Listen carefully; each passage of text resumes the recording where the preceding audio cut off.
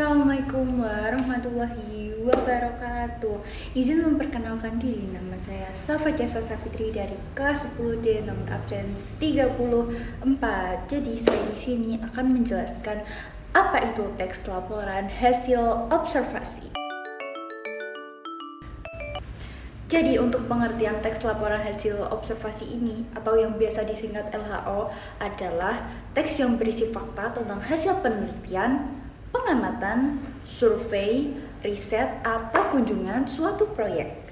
Jadi untuk ciri-ciri yang pertama, teks LHO ini bersifat global, universal, objektif, dan tentunya tidak memihak.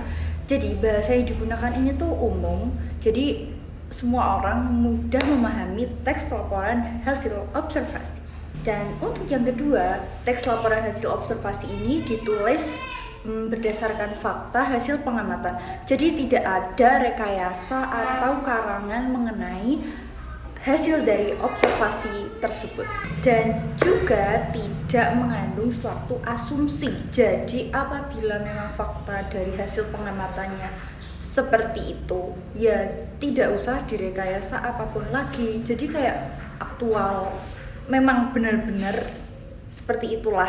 Dan juga teks laporan hasil observasi ini harus ditulis secara deskriptif atau secara rinci mengenai objek yang habis diobservasi. Contohnya, ciri-ciri, bagian-bagian, karakteristik, atau sifat-sifat khusus dari objek tersebut. Sukanya teks laporan hasil observasi ikan beda ikan beda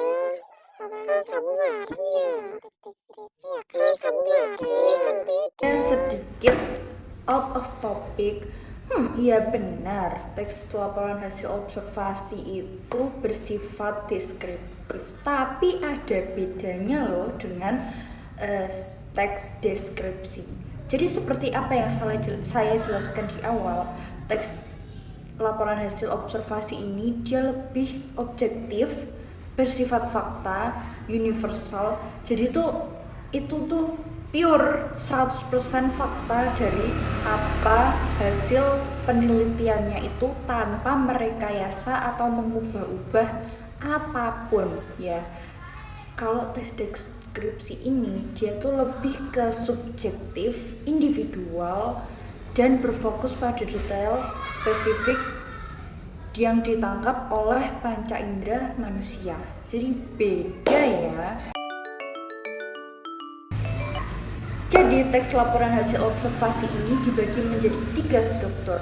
Yang pertama, pernyataan umum. Misal kita akan meneliti sebuah kucing. Nah, jadi kita akan menggambarkan definisi umumnya dulu. Jadi misalnya, kucing adalah hewan yang berbulu lebat, berkaki 4, dan berhewan mamalia, dan lain sebagainya. Seperti itu contohnya.